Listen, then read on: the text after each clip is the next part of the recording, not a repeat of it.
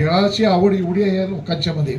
आणि कॅरमचं मी बघितलं की काही यूट्यूबवर दाखवतात, अनेक ठिकाणी जातात, एखादा खेळाडू जर कॅरमला हातात स्ट्रायकर घेतला तर तो डायरेक्ट फिनिश करतोय, समोरच्याला ठेवत पण अशा पद्धतीचे खेळाडू आहे. आणि मला वाटतं आता इथं तर भारतभर देशातून या ठिकाणी स्पर्धेक येतात. त्यांची राहायची व्यवस्था, खायची व्यवस्था, एवढ्या मोठ्या स्पर्धा आणि एवढी मोठी बक्षीस आहेत की या ठिकाणी मला वाटते ह्या स्पर्धा आता इथून पुढच्या काळामध्ये मला वाटते की शारंग देशमुखच्या तुम्हाला कॅरम स्पर्धेच्या या इंडियन लेवलच्या स्पर्धा आता तुमच्याकडेच आयोजित केल्या जातील.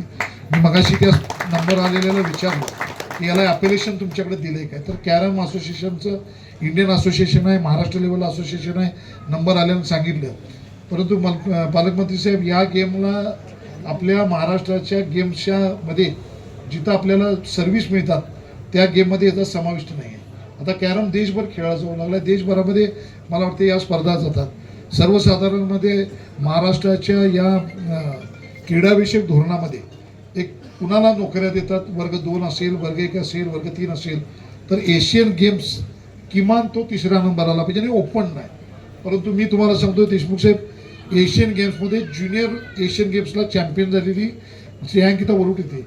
आपल्या पक्षाचे प्रमुख नेते आदरणीय एकनाथ शिंदे साहेबांनी, मला आठवतं आहे की तुम्ही होता तेव्हा, मी आमदार नव्हतो मागच्या वेळी, त्यावेळी आपल्या UD1च्या UD2च्या ह्यांना बोलवून घेतलं आणि मी माहिती सांगितली की अजितदादांनी तसं केलं आहे. काही महाराष्ट्र केसरी झाल्यानंतर नोकऱ्या दिल्या, तर एशियन गेम ज्युनियर चॅम्पियनशिपला सुद्धा नोकरी द्यायला पाहिजे. माझ्या समोर बोलून शिंदे साहेबांनी तिची ऑर्डर काढली, सांगली महापालिकेला, मिरज नगरपालिकेला ती जॉईन झाली.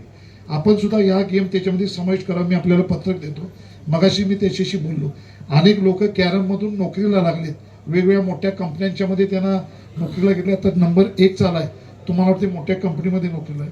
हे शारंगजी तुम्ही ह्या स्पर्धा भरवत आहे आणि अनेक स्पर्धकांना स्पर्धेला पण समोर येत आहे. कारण कॅरमला सुद्धा मगाशी महाडिक साहेब म्हटलं की बुद्धिबळासारखं कॅरमला सुद्धा विचार करावा लागतो, कुठली सुमटी कशा पद्धतीनं मारायची आणि कशा पद्धतीनं हे करायचं.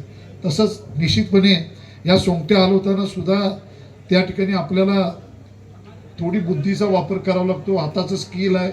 मला वाटतं या सगळ्या स्पर्धा घेत असताना आज देशमुख साहेब तुम्ही मुलांना त्या ठिकाणी उपजीविकेचं साधन पण देतात, नोकऱ्या मिळतात. आज आमच्याकडे अनेक खेळाडू आहेत. आता माझं स्वतःचं आम्ही कुस्ती संकुल, मी आमच्या कारखान्यात, कारण आमच्याकडे कुस्ती हा गेम आमच्या परिसरात फेमस आहे. मी कुस्ती संकुल केलेलं आहे, तिथं 100 मुलं मी या ठिकाणी आमच्या कुस्ती संकुलमध्ये घेतले, जे आज अनेक ठिकाणी एशियन गेम्सला खेळलेत, नोकऱ्या लागलेत, रेल्वेमध्ये लागलेत, पोस्टल सर्व्हिसमध्ये लागलेत. मी नेमाजी प्रशिक्षण केंद्र चालू केले. ग्रामीण भागामध्ये आम्ही गेम चालू केले, शहरी भागामध्ये मी चांगल्या पद्धतीनं तुम्हाला स्कोप आहे, जी तुम्हाला मदत लागेल ती आम्ही तुमच्यासमोर, आम्ही सगळी लोकप्रतिनिधी म्हणून आम्ही तुमच्याबरोबर आहे.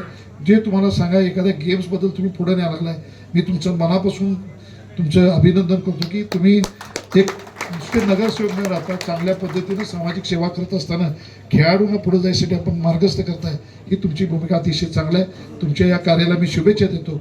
आणि मुद्दाम आज बक्षीस समारंभाला या ठिकाणी आलो, कारण कॅरमची क्रेज आता मला बघितल्यानंतर मला वाटतं की शहरामधल्या शेजारी जी क्रेज असते ती आमच्याकडे पलीकडे जाते लगेच. कारण इकडनं पलीकडे एक रस्त्यावर रिंग रोड ओलांडला की आमचा मतदारसंघ चालू होते.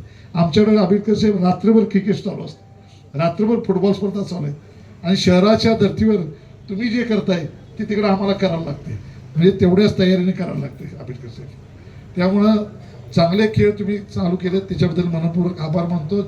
तुम्हाला मी शुभेच्छा देतो आणि आपल्या सामाजिक आणि राजकीय जीवनामध्ये असंच पुढे जावं अशा पद्धतीचे शुभेच्छा देतो.